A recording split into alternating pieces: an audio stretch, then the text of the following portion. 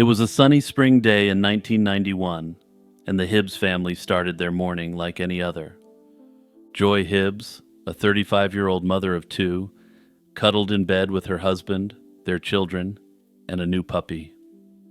No one could have imagined that by early afternoon, their happy home would be a disturbing crime scene.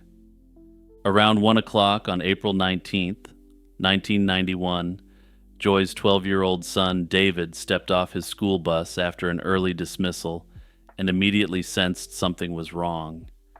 His mom's car was still in the driveway when it shouldn't have been, and smoke was billowing from the back of their home. Panicked, David tried to rush inside, but thick smoke and heat pushed him back.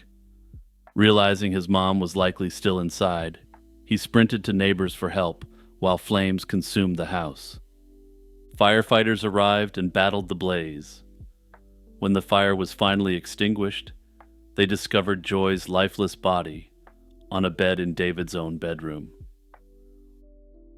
What began as a happy morning for Joy and her family turned into the worst nightmare imaginable. Joy Hibbs was a devoted wife and mother of two who lived in Croydon, Pennsylvania, a suburb in Bucks County. She worked as a medical assistant and had moved north from Florida years earlier with her high school sweetheart turned husband, Charlie. She loved fishing, riding on the back of Charlie's motorcycle, and doting on her children, Angie and David. The Hibbs family was living an unassuming American dream, and Joy was the center of their world. In the immediate aftermath, authorities initially suspected Joy might have perished from an accidental house fire. The idea of foul play seemed far-fetched at first, given that there were no obvious signs of forced entry or struggle apparent to the responding officers. For 2 days, the family and investigators operated under the grim assumption that a tragic blaze had stolen Joy's life. However, a closer look by the county coroner upended that theory. Now, I generally don't like to get into the nitty-gritty details, but here it's necessary to discuss the case, so I'll try to do it as respectfully to the victim as possible.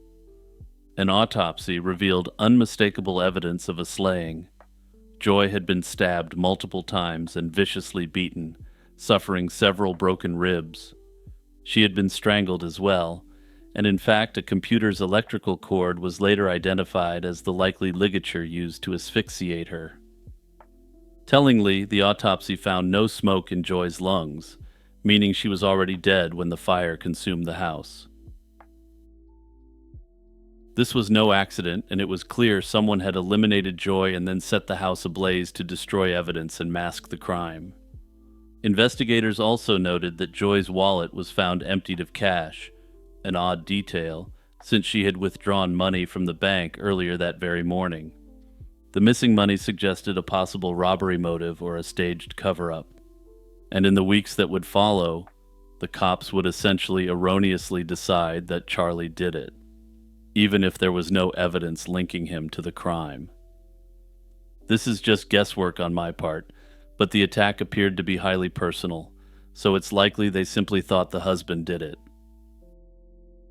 Fire marshals soon confirmed that the blaze had been deliberately set. In fact, there were 4 separate points of origin for the flames inside the house, including spots in the kitchen, a hallway, and even the bedroom where Joy's body was found.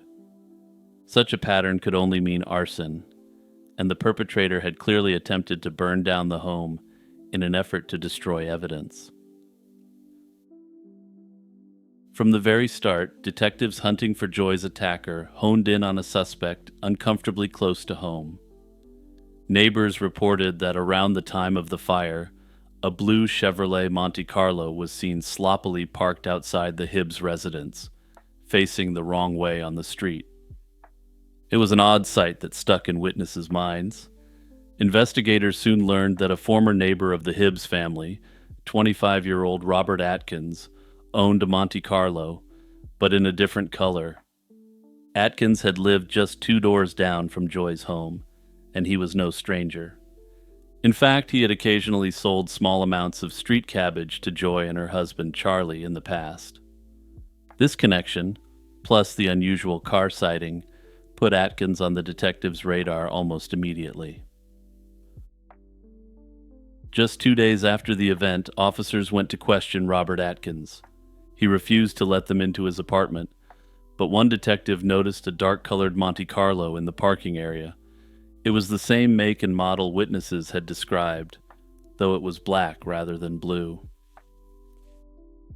Atkins was polite but uncooperative, and he denied any involvement and declined to take a polygraph test. Now, there are plenty of reasons to refuse to take a polygraph test, but he oddly claimed that his arm was injured, so he couldn't do it. Despite these red flags, the case against Atkins in 1991 never solidified. One major reason was his alibi. Robert Atkins told police he was at home on the phone around the time of the attack, and he later took his family on a trip out of town that very afternoon. To back up his story, he pointed to a co-worker of his wife, April, who claimed she had called the Atkins house at around 1 in the afternoon on April 19th. She claimed that she had a long conversation with Robert, which, if true, would place him at home during the narrow window when Joy was slain. Furthermore, when detectives checked his story, it became evident that Atkins had left for a family trip almost immediately after the fire. With a seemingly credible alibi and no physical evidence tying him to the crime, Robert Atkins walked free, and the trail began to go cold. Unbeknownst to Joy's grieving family, another factor was muddying the investigative waters. It turns out Atkins was working as a confidential informant for the local police in 1991. This stunning fact only came to light decades later, but it may explain why initial detectives pulled their punches when it came to scrutinizing him. According to reports, one of the lead investigators in 1991 was explicitly told to stay away from Robert Atkins because of his informant status. His cooperation was required in several major ongoing investigations against local criminal organizations, and the cops didn't want to jeopardize that situation. If true, this means a potential predator received a degree of protection in the critical early days of the case. Over the next 20 years, there were no significant updates in the case. However, a few developments kept hope alive, and in 2014, over 2 decades after Joy's slaying, a media spotlight hit the case, bringing it back into public consciousness. The Huffington Post published an article about the case, and even managed to interview Robert Atkins, who participated to plead his innocence. This brazen attempt to prove his innocence caught the attention of Bristol Township Police Sergeant Mike Slaughter. And yes, for my wrestling fans in the audience, I'll be referring to him as Sergeant Slaughter for the rest of this segment. Sergeant Slaughter began meticulously picking apart the old evidence and re-interviewing witnesses, and as he began to dig, he realized there were a lot of loose threads. One of the first breakthroughs came from revisiting Joy's final days and the threats she faced. A former co-worker of Joy's revealed a chilling piece of forgotten information.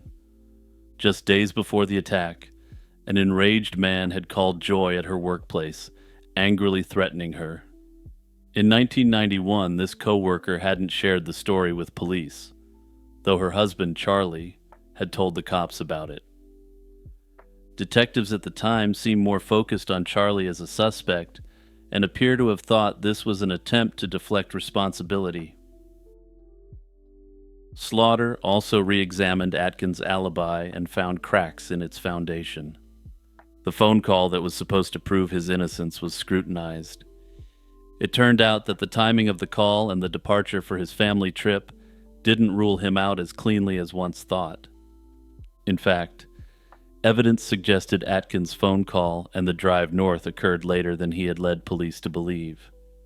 This meant the critical window around midday, when Joy was attacked, was still unaccounted for. And remember the blue Monte Carlo witnesses saw? Investigators learned that Robert Atkins had access not only to his own black car, but also to a relative's blue Monte Carlo at the time. The color discrepancy that once cast doubt on the eyewitness car sightings was suddenly explained, removing another hurdle that had slowed the original case. Piece by piece, the once dormant case against Atkins was gaining new momentum. Then came the most damning testimony, straight from the person who knew Robert Atkins better than anyone, his ex-wife, April. By 2014, April and Robert Atkins had been divorced for several years, and she was beyond the reach of his influence. Perhaps carrying decades of guilt and fear, April eventually decided to tell the truth that she had kept buried. In September 2016, she walked into the Bristol Township Police Department of her own accord and gave a recorded statement that blew the case wide open. April revealed that on April 19, 1991, Robert had come home disheveled and covered in black soot. He was frantic and immediately told her to pack their young children and take an impromptu trip out of town. According to April, Robert confessed to her that he did it, and fearing her volatile husband, April obeyed his instructions. April told investigators she hadn't learned that Joy was the victim until after they returned home days later. Even with April Atkins' explosive statement, building a rock-solid case took time. After all, it's important to remember that the authorities only have one chance to go after a criminal and prove the case beyond a reasonable doubt. The evidence against Robert Atkins was still largely circumstantial, so investigators proceeded carefully. As part of this renewed push, authorities orchestrated a clever strategy to elicit incriminating words from Atkins himself. With April's cooperation, in late 2021, they set up a plan to make Atkins think that the authorities were closing in on him. Atkins was falsely led to believe that detectives had unexpectedly shown up at April's new home out of state, questioning her and even talking to her roommate about his past confession. This ruse was designed to rattle Robert, to make him think his long-held secret was spilling out, and the trap worked. In December 2021, Robert's son, eager to prove his dad's innocence, asked Atkins what was going on, and Atkins nervously confessed that he was definitely going to jail for something he did. He initially said it was related to a fire, but then admitted that it was related to a stabbing. Robert's son, shocked by this confession, relayed what he had heard to the authorities. And it's notable here that the son actually resided with Robert and really believed in him. I can't imagine how hard it must have been for him to hear it straight from the horse's mouth that his beloved dad had actually taken an innocent person's life. On May 25, 2022, over 31 years after Joy Hibbs was slain, police finally showed up at Robert Atkins' door with handcuffs.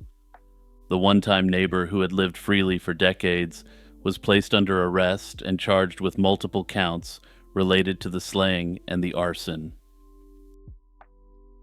In early 2024, the trial of Robert Atkins commenced over 30 years after Joy Hibbs lost her life. Rather than a jury trial, Atkins opted for a bench trial, placing his fate in the hands of a judge. Over 3 days, prosecutors presented the evidence that investigators had assembled piece by piece over the decades. In February 2024, Judge Wallace Bateman found Robert Atkins guilty on all counts and sentenced Robert Atkins to life behind bars.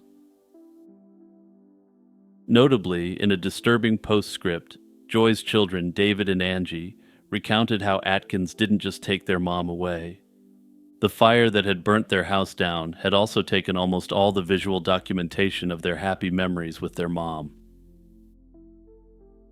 This case really gets to me, since by all rights, Atkins should have been locked up for his crimes back in 1991.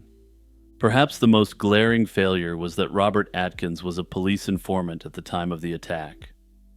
Instead of treating him as a prime suspect, investigators were reportedly instructed to protect this source. Protecting an informant became more important than pursuing justice for Joy. This not only shielded him from early scrutiny, but may have actively discouraged deeper investigation in the crucial first days when evidence and witness memories were still fresh. Further, this becomes particularly absurd when you realize that he was an informant against a substance that is now legalized in many parts of the country. While the initial investigation was clearly botched, Sergeant Slaughter was thankfully given enough evidence to piece together what actually happened. Atkins's alibi largely hinged on a phone call that supposedly placed him at home. Investigators accepted this explanation far too readily, even though the timing was shaky and should have raised questions. Witness accounts of a blue Monte Carlo outside the Hibbs home also got dismissed because Atkins' car was black. This was despite him having access to another family member's blue Monte Carlo. These missed connections showed a lack of thoroughness in testing his alibi and cross-checking witness statements. Of course, I don't want to let April off the hook completely here, but given that the cops were willing to protect her violent husband, I understand her position. If she had gone to the authorities and told them what happened in April 1991, it's unclear to me if the cops would have even properly pursued Atkins at that time. It seems to me that they assumed Charlie did it, and also would have done basically anything to protect the cases they were relying on Atkins for. After all, the cases against the street pharmacists would have fallen apart if it was found out the confidential informant who was giving evidence had slain an innocent person. Hey everyone, it's Jimmy here reminding you to take a moment to share this video with a friend or family member. Also remember to check out my new video podcast, Lazy Chill History, if you're in the mood for something completely different. On a warm July evening in 1999, a father and daughter walking their dogs in rural Wisconsin came upon a horrifying sight. It was the battered body of a young woman lying lifeless in the first rows of a cornfield off a country road in Raymond, Wisconsin. One of her arms was bent unnaturally behind her back, and it was immediately clear she had suffered grievous injuries. Investigators also observed marks suggesting her body had been dragged about 25 feet off the road into the cornfield. A heavy rainstorm that night had washed away most clues, making forensic evidence scarce. Whoever she was, this young woman had endured a terrible fate, and her identity was a complete mystery. It was the beginning of a mystery that would take nearly 20 years to finally unravel. Forensic examiners cataloged a horrifying list of injuries. The young woman was malnourished and showed signs that she had been subjected to cruelty on a long-term scale. With no identification on the body and no immediate matches to missing persons reports, the victim remained a Jane Doe. The local community refused to let her memory fade, and in October 1999, a funeral was held for the unnamed young woman, and more than 50 people attended to pay their respects. It was a promise that although her name was unknown, she would not be forgotten anytime soon. Detectives spent years chasing leads in vain. Composite sketches and facial reconstructions of the Jane Doe were circulated, but no one recognized her. Police theorized that she might have been a runaway, or perhaps from out of the area, which could explain why no missing persons report matched her. They compared her DNA and dental data against numerous missing women, but every lead was ruled out. In 2013, hoping for a breakthrough, investigators had the Jane Doe's remains exhumed for advanced forensic testing. Isotope analysis of her hair and bones suggested she may have spent her life in a far-off region such as Alaska, Montana, or Western Canada. It was an intriguing clue, but not enough to pinpoint her identity.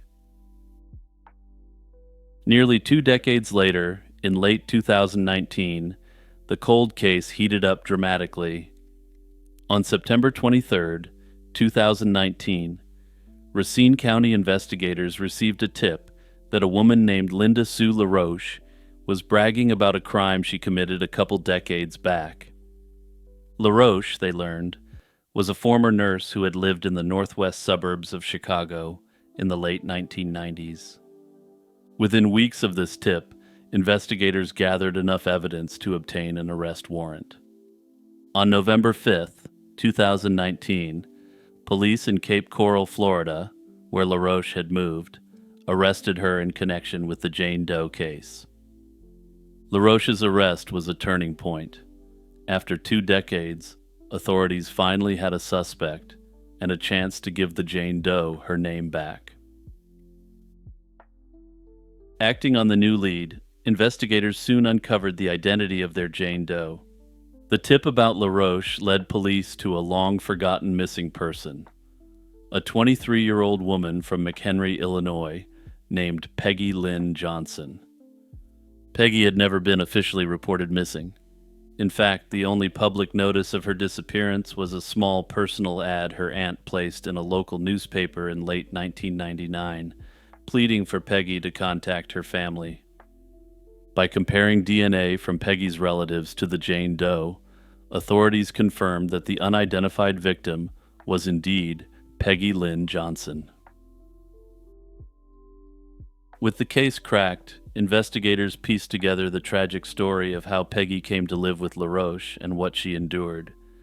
Peggy was a kind but naive and cognitively impaired young woman who became homeless at 18 after her mother's passing in 1994. That year, seeking help, she visited a medical clinic in McHenry where LaRoche worked as a nurse. LaRoche offered to take Peggy in, giving her a place to live in exchange for serving as a housekeeper and nanny for the LaRoche family. Grateful and with nowhere else to go, Peggy agreed. She lived under LaRoche's roof for the next 5 years, but tragically, multiple witnesses later revealed that Peggy suffered horrific mistreatment during that time. LaRoche's own children recalled their mother screaming at Peggy and even forcing her to sleep in a crawl space under the house instead of a bedroom. In custody, Linda LaRoche tried to explain Peggy's passing, but her story shifted and crumbled under scrutiny. At first, LaRoche claimed she had simply left Peggy at a gas station, saying she turned the young woman over to her grandmother at a payphone booth in 1999. This was quickly disproven when that relative told police she never saw Peggy or LaRoche that day.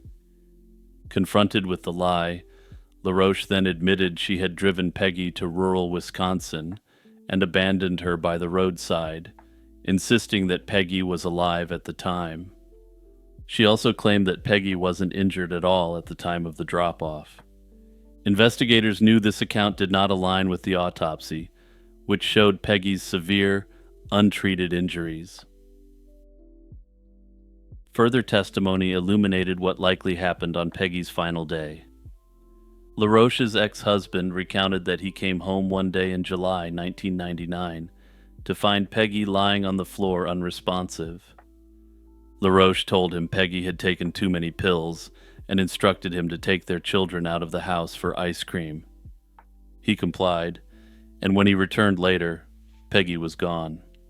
In reality, toxicology tests found no trace of pharmaceuticals of any type in Peggy's body.